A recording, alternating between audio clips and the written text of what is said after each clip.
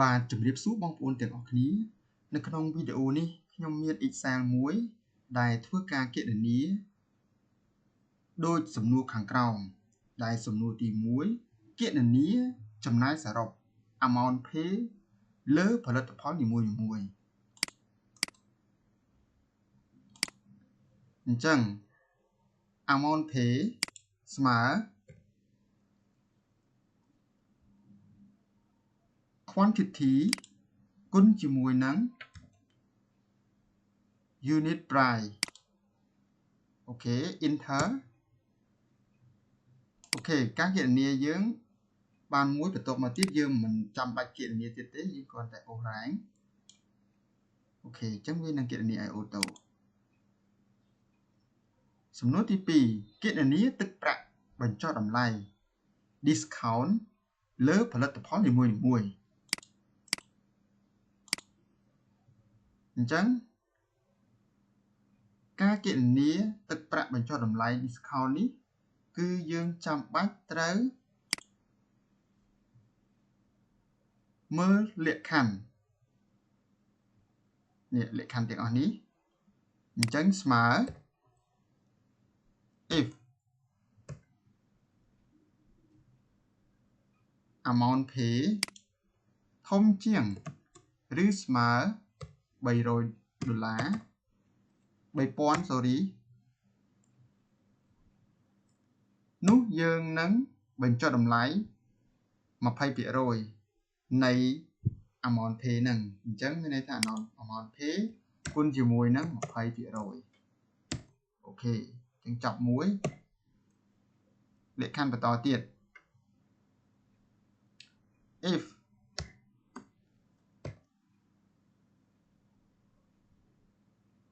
amount pay F3 ហ្នឹង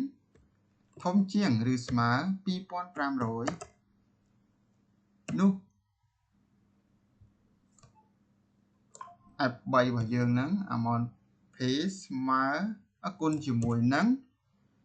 15% លក្ខខណ្ឌបន្តទៀត if amount pay ធំជាងឬស្មើ 2,000 នោះយើងបញ្ចុះតម្លៃ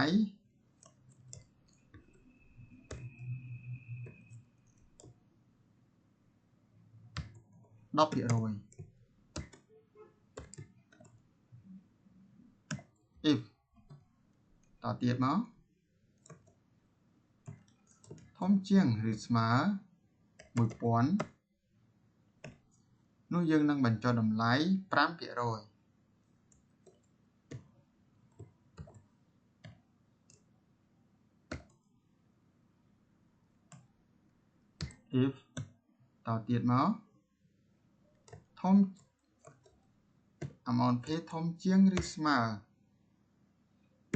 500 នោះយើងនឹងបញ្ចុះតម្លៃយើងអត់បញ្ចុះតម្លៃឲ្យទេគឺបញ្ចុះតម្លៃ0ប៉ុន្តែយើងបន្ថែម speaker ឲ្យគាត់អញ្ចឹងយើងសរសេរក្នុងសញ្ញាថ្មិញកណ្ដុរមកអូខេហ្នឹងលក្ខខណ្ឌមួយទៀត if F3 ហ្នឹងតូចជាង 500 នោះយើងនឹងបន្ថែម flash 16G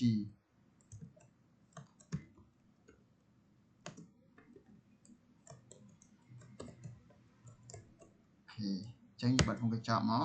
យើងបិទវងកញ្ចក់ឲ្យគ្រប់ចំនួនដែលយើងបើកអូខេអញ្ចឹងវងកញ្ចក់យើងមានចំនួន6វងកញ្ចក់អញ្ចឹងអូខេ enter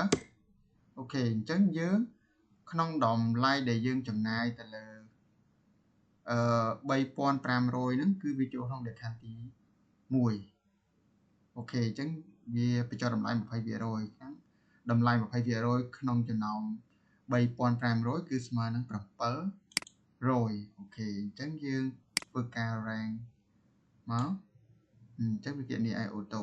បន្តមកទៀតយើងគណនាចំណាយសរុបអញ្ចឹងចំណាយសរុបស្មើចំណាយសរុបគឺយើងគឺជាចំណាយដែលយើងត្រូវ ចំណាយឲ្យគេអញ្ចឹងមានន័យថាamount pay របស់យើងដកជាមួយនឹងតម្លៃ discount អូខេអញ្ចឹង enter មកអញ្ចឹងស្មើប៉ុណ្ណេះអញ្ចឹងយើងអូរ៉ាងទាំងអស់មកអូខេអញ្ចឹងករណីដែលមាន value error បែបនេះអញ្ចឹងកន្លែងនេះវាគួរតែចេញតម្លៃកន្លែង$425ហើយនឹង$980កន្លែងនេះប៉ុន្តែវាចេញ value អញ្ចឹងយើងធ្វើការថែមនៅកូដយើងបន្តិចទៀតគឺបើសិនជាវា load error យើងឲ្យវាអញ្ចឹង if error អូខេ if error យើងនឹងឲ្យវាចេញនៅតម្លៃកន្លែងនេះសិនវា error អូខេអញ្ចឹងបិទកញ្ចក់វិញមកអូខេអញ្ចឹងតម្លៃហ្នឹងនៅដដែលប៉ុន្តែនៅពេលដែលយើងអូសរ៉ាងមកលើតម្លៃដែលវា load error បែបនេះគឺវានឹង load ចេញជាលេខវិញអូខេអូខេសំណួរទី3ត្រូវបានបញ្ចប់សំណួរទី4ចងរូបមន្ត VLOOKUP ដើម្បីបង្ហាញព័ត៌មានផលិតផលណាមួយដោយគ្រាន់តែបញ្ចូលលេខរៀងអូខេអញ្ចឹងនេះកន្លែងនេះអញ្ចឹងបើសិនជាយើងចុចលេខ6អញ្ចឹងយើងចង់ឲ្យវាបញ្ចេញព័ត៌មានកន្លែងនេះមកទាំងអស់ដោយយើងគ្រាន់តែselect យកលេខរៀងណាមួយដែលយើងចង់បានអូខេអញ្ចឹងស្មើ VLOOKUP អូខេ VLOOKUP នៃតម្លៃកន្លែងនេះដែលយើងនឹងចុចកន្លែងហ្នឹងបន្ទាប់មកយើង select ទាំងអស់មក select all អូខេអញ្ចឹងក្បៀស1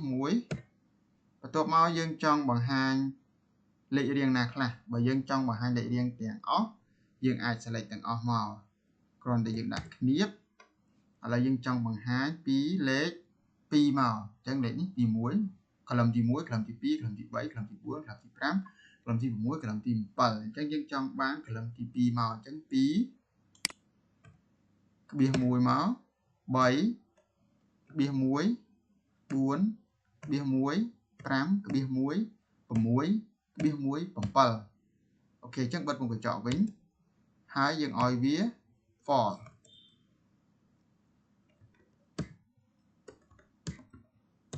អូខេអញ្ចឹងបិទមុខកញ្ចក់វិញមកអូខេតែប៉ុណ្ណឹង enter អូខេអញ្ចឹងយើងចង់បាក់លេខ6ឃើញទេព័ត៌មានលេខ6មកទាំងអស់$70 $14 980និយាយរួមមួយជួរនេះគឺមកដូចជាទាំងអស់ឧបមាថាយើងចង់យកព័ត៌មានបោះលេខរៀងទី5អញ្ចឹងយើងគ្រាន់តែវាយលេខ5មក enter មកគឺវីដេអូឲ្យអូតូលេខ3គឺវីដេអូឲ្យអូតូអូខេអញ្ចឹងសំណួរទី4បានបញ្ចប់បាទសូមអរគុណវីដេអូយើងគឺមានតែប៉ុណ្ណឹង